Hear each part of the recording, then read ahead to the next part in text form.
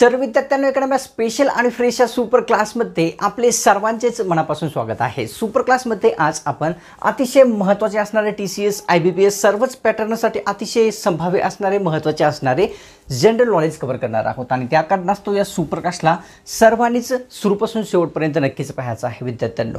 तसेच तुम्ही या चॅनलवर नवीन आला असाल तर काय करायचं आहे, सर्वप्रथम सबस्क्राइब लगेच करून घ्यायचं आहे। जेव्हा तुम्ही चॅनलला सबस्क्राइब करसाल तेव्हा होईल हे की आपल्या चॅनलवर पुढची सुपर क्लास जेव्हा कधी अपलोड होईल ना त्याची नोटिफिकेशन अपलोड करता तुमच्या स्मार्टफोनवर मोबाईलवर प्राप्त होऊन जाईल जेव्हा तुम्ही सबस्क्राइब करसाल। आणि तसेच एक लाईक या सुपर क्लासला लगेच करायचं आहे। तुमच्यातर्फे एक लाईक करून थोडासा मोटिवेशन मला देण्यासाठी द्यायचं आहे।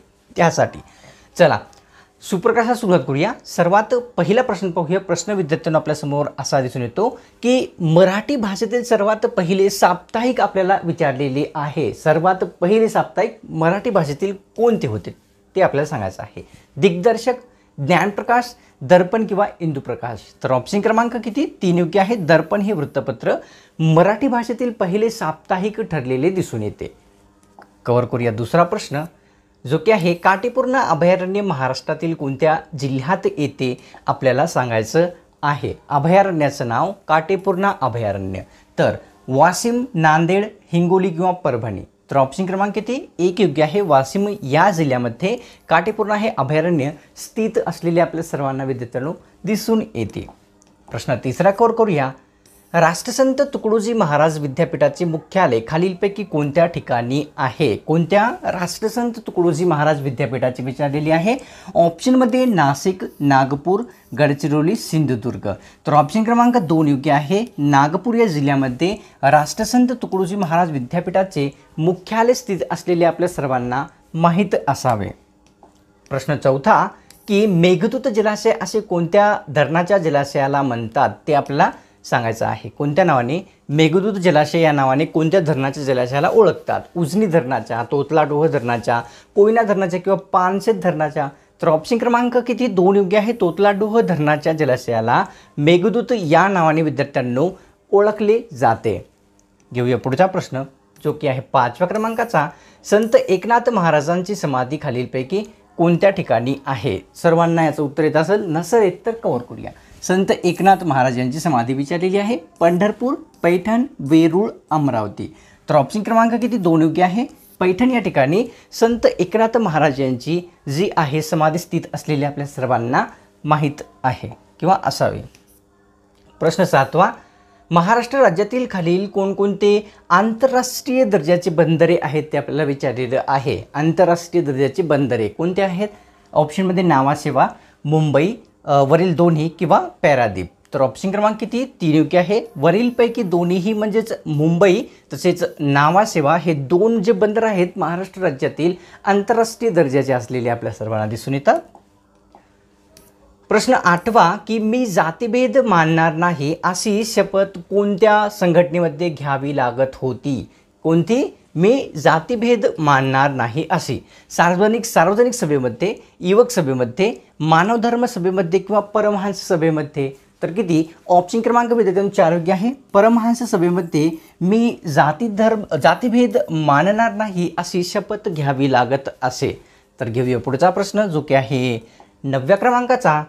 पतित स्त्रियांसाठी कोणत्या संस्थेची स्थापना करण्यात आलेली होती। कोणत्या पतित स्त्रियांसाठी विचारलेली आहे। कृपा सदन, बारतमी सदन, सेवा सदन किंवा शारदा सदन। तर ऑप्शन क्रमांक 1 योग्य आहे विद्यार्थ्यांनो।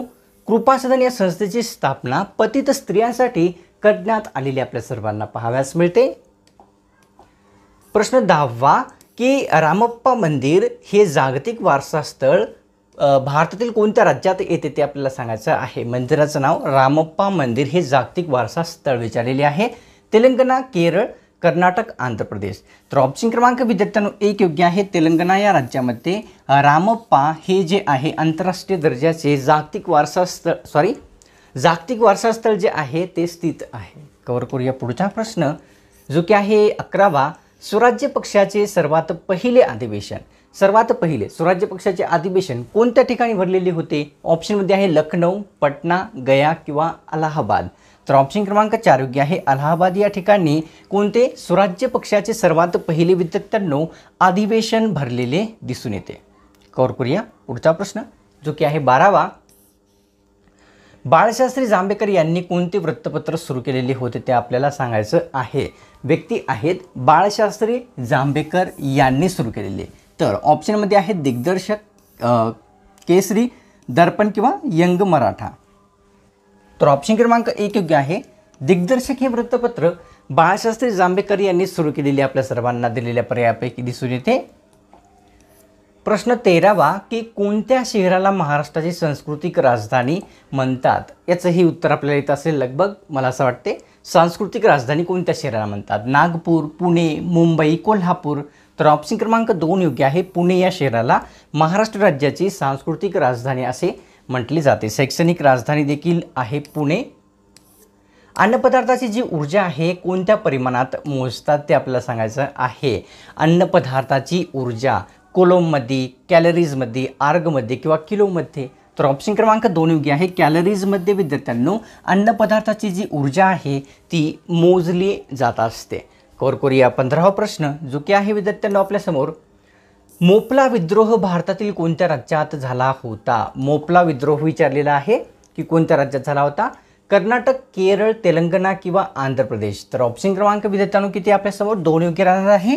केरळ या राज्यामध्ये मोपला विद्रोह हा जो प्रसिद्ध आहे विद्रोह तो घडून आलेला होता किंवा झाला होता.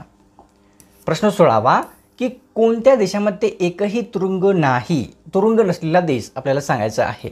तुरुंग नाही म्हणजे असं नाही तिथं गुन्हे होत नाहीत, गुन्हे होतात पण तुरुंग नाही. सांगतो कोणत्या कारणास्तव. ऑप्शनमध्ये आहे नेदरलँड, इटली, जर्मनी किंवा टांझानिया. तर ऑप्शन क्रमांक किती विद्यार्थ्यांनो 1 योग्य आहे. नेदरलँड या देशामध्ये एकही तुरुंग नसलेला आपल्याला दिसून येतो. आता तुरुंग नाही कोणत्या कारणास्तव तर त्या ठिकाणी गुन्हा जर केला तर एवढा जास्त जो दंड आहे तो आकारला जातो की आपण विचारही करू शकत नाही आणि त्या कारणास्तव त्या ठिकाणी तुरुंग नाही नसलेले दिसून येतात. मकालू शिखराची जी एकूण उंची आहे ती किती मीटरमध्ये विचारलेली आहे की एकूण मीटरमध्ये किती येते. मकालू शिखराची उंची 8464 मीटर, 8468 मीटर, 8463 मीटर किंवा 8999 मीटर. तर ऑप्शन क्रमांक 3 योग्य आहे. 8463 मीटर जे आहे एवढी मकालू शिखराची उंची असलेली मीटरमध्ये आपल्याला दिसून येते. तर कव्हर करूया 18वा प्रश्न जो की विद्यार्थ्यांना दिसून येतो. हिऱ्याला चकाकी देण्यासाठी कशाचा वापर करतात. हिऱ्याला चकाकी देण्यासाठी विचारलेला आहे. ऑप्शनमध्ये आहे हिऱ्याच्या भुकटीचा, प्लॅटिनम भुकटीचा किंवा सोन्याची भुकटीचा किंवा चांदीच्या भुकटीचा. तर ऑप्शन क्रमांक 1 योग्य आहे. हिऱ्याच्या भुकटीचा वापर जो आहे हिऱ्याला चकाकी देण्यासाठी देखील केला जात असतो. कव्हर करूया पुढचा प्रश्न जो की आहे 19वा. अवयवदान दिवस कोणत्या दिवशी साजरा होतो. दिवसाचं नाव आहे अवयवदान दिवस. तर 12 ऑगस्ट, 13 ऑगस्ट, 14 ऑगस्ट किंवा 15 ऑगस्ट. तर विद्यार्थ्यांनो ऑप्शन क्रमांक किती 2 योग्य आहे. 13 ऑगस्ट या रोजी अवयवदान हा दिवस साजरा केला जात असतो. तर घेऊया 20वा प्रश्न कोणता आहे ते प्रश्न कव्हर करूया. कोणत्या व्यक्तीला भारतरत्न पुरस्कार त्यांच्या मरणोत्तर किंवा निधनानंतर देण्यात आलेला आहे ते विचारलेलं आहे. पुरस्काराचं नाव भारतरत्न हा आहे. के कामराजन, विनोबा भावे, डॉक्टर बाबासाहेब आंबेडकर किंवा वरीलपैकी सर्वच. तर ऑप्शन क्रमांक 4 योग्य आहे विद्यार्थ्यांनो. वरीलपैकी सर्वच म्हणजे डॉक्टर बाबासाहेब आंबेडकर, विनोबा भावे, के कामराजन या सर्वांना भारतरत्न जो पुरस्कार आहे त्यांच्या निधनानंतर देण्यात आलेला दिसून येतो. प्रश्न 21वा. महाराष्ट्रामध्ये अभ्रकाचे साठे कोणत्या जिल्ह्यात आढळतात. अभ्रकाचे साठे विचारलेले आहेत. तो जिल्हे कोणते आहेत. सिंधुदुर्ग, चंद्रपूर, नागपूर किंवा वरीलपैकी सर्वच. तर ऑप्शन क्रमांक 4 योग्य आहे. वरीलपैकी सर्वच म्हणजे विद्यार्थ्यांनो नागपूर, चंद्रपूर, सिंधुदुर्ग हे सर्व जिल्हे या जिल्ह्यामध्ये अभ्रकाचे साठे आपल्याला असलेले आपल्या सर्वांना दिसून येतात. तर घेऊया 22वा प्रश्न जो की विद्यार्थ्यांना आपल्याला दिसून येतो. वैशाख पौर्णिमेच्या दिवशी कोणाला दिव्य ज्ञान प्राप्ती झालेली आहे. कोणत्या वैशाख पौर्णिमेच्या दिवशी विचारलेला आहे. भगवान गौतम बुद्ध, भगवान महावीर, जैन किंवा गुरु नानक किंवा वरीलपैकी नाही. तर ऑप्शन क्रमांक 1 योग्य आहे. भगवान गौतम बुद्धांना वैशाख पौर्णिमेच्या दिवशी दिव्य ज्ञान प्राप्ती झालेली विद्यार्थ्यांना दिसून येते. घेऊया पुढचा प्रश्न. प्रश्न आहे 23वा. खालीलपैकी कोणत्या ठिकाणी मुंबई उच्च न्यायालयाचे खंडपीठ नाही? याचं उत्तर सर्वांना येत असेल. खंडपीठ नसलेले पर्याय कोणता आहे? नागपूर, पणजी, नाशिक, औरंगाबाद. तर ऑप्शन क्रमांक किती? 3 योग्य राहणार आहे. नाशिक या ठिकाणी, या ठिकाणी मुंबई उच्च न्यायालयाचे खंडपीठ नाही. तसेच औरंगाबाद किंवा छत्रपती संभाजीनगर, पणजी तसेच नागपूर या सर्व ठिकाणी खंडपीठ असलेले आपल्या सर्वांना पाहावयास मिळतात. घेऊया पुढचा प्रश्न, जो की आहे 24वा. पंचशील तत्वाचे जनक म्हणून कोणाला ओळखले जाते? पंचशील तत्वाचे जनक कोणास म्हणतात? पंडित नेहरू, विनोबा भावे, डॉक्टर राजेंद्र प्रसाद किंवा महात्मा गांधी यांना. तर ऑप्शन क्रमांक किती? 1 योग्य आहे. पंडित नेहरू यांना पंचशील तत्वाचे जनक असे म्हटले जाते. घेऊया पुढचा प्रश्न, 26वा दिसून येतो. चाणक्य यांना दुसऱ्या कोणत्या नावाने ओळखतात? चाणक्य यांना दुसऱ्या कोणत्या नावाने ओळखतात? दिलेल्या पर्यायामध्ये आहेत विष्णुगुप्त, विष्णुशास्त्री, बाळशास्त्री किंवा चंद्रगुप्त. तर विद्यार्थ्यांनो, ऑप्शन क्रमांक आपल्यासमोर या ठिकाणी योग्य राहणार आहे 1, म्हणजेच चाणक्य यांना दुसऱ्या विष्णुगुप्त नावाने ओळखले जात असते. घेऊया पुढचा प्रश्न, जो की आहे 27वा. विष्णुगुप्त उर्फ चाणक्य हा चंद्रगुप्त मौर्य यांचा कोण होता? आता या ठिकाणी नात्याने प्रश्न विचारलेला आहे.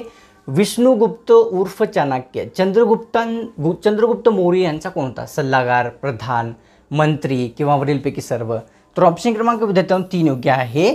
विष्णुगुप्त उर्फ चाणक्य हा चंद्रगुप्त मौर्य यांचा काय होता? तर या ठिकाणी मंत्री असलेला आपल्या सर्वांना दिसून येतो. प्रश्न 28वा. भारत सरकारने पोर्तुगीजांच्या तावडीतून गोवा कोणत्या वर्षी मुक्त केले? कोणाच्या? पोर्तुगीजांच्या तावडीतून गोवा मुक्त राज्य जे आहे कोणत्या वर्षी झालेले आहे? 1961, 1960, 1967 किंवा 1968. तर ऑप्शन क्रमांक 1 योग्य आहे. 1961 या वर्षी पोर्तुगीजांच्या तावडीतून या ठिकाणी गोवा राज्य मुक्त केलेले आपल्या सर्वांना दिसून येते. घेऊया पुढचा प्रश्न, जो की आहे 29वा. भारतातील सिंहाचा नैसर्गिक अधिवास कोणत्या राज्यात आहे? नैसर्गिक अधिवास विचारलेला आहे. कोणत्या राज्यात येतो? कोणाचा? तर सिंहाचा. मध्य प्रदेश, पश्चिम बंगाल, गुजरात किंवा उत्तराखंड. तर ऑप्शन क्रमांक विद्यार्थ्यांनो 3 योग्य आहे. गुजरात या राज्यामध्ये सिंहाचा जो आहे नैसर्गिक अधिवास असलेला आपल्या सर्वांना दिसून येतो. तर घेऊया पुढचा प्रश्न, जो की आहे 30व्या क्रमांकाचा. एकेरी नागरिकत्व भारताने कोणत्या देशाकडून स्वीकारलेले आहे? महत्त्वाचा प्रश्न आहे. एकेरी नागरिकत्व विचारलेलं आहे. तर ऑप्शनमध्ये आहेत ऑस्ट्रेलिया, ब्रिटन, आयर्लंड किंवा जर्मनी. तर ऑप्शन क्रमांक किती? 2 योग्य आहे. ब्रिटन या देशाकडून भारताने एकेरी नागरिकत्व ही पद्धत स्वीकारलेली दिसून येते. आता विद्यार्थ्यांनो, सुप्रकाशला काय करायचं आहे? एक लाईक करायचं आहे, कारण लाईक करण्याची वेळ आलेली आहे. तुम्ही जर एक सुप्रकाशला लाईक करसाल 1 सेकंदच लागेल. तुमच्यातर्फे मला मोटिवेशन मिळेल तुमच्यासाठी अशाच प्रकारचे स्पेशल सुपर क्लास पुढेही एकदम फ्रीमध्ये बनवण्यासाठी. तसेच तुम्ही चॅनलवर नवीन आला असाल किंवा कोणत्याही कारणास्तव आतापर्यंत तुम्ही या चॅनलला सबस्क्राईब केलेले नसेल, लगेच सबस्क्राईब करून घ्यायचं आहे. एकदम फ्री असते. सबस्क्राईब केल्याने काय होते? तुमच्याकडे विद्यार्थ्यांनो आपल्या चॅनलवर पुढची सुपर क्लास जेव्हा कधी अपलोड होईल ना, त्याचे नोटिफिकेशन अपलोड करता तुमच्या स्मार्टफोनवर, मोबाईलवर प्राप्त मिळून जाईल. त्या कारणास्तव सबस्क्राईब आणि सुपरकास्टला एक लाईक करणं अत्यंत गरजेचे असते. लगेच करून घ्यायचं आहे. तर मिळतो कडे स्पेशल आणि फ्रेश सुपर क्लासमध्ये.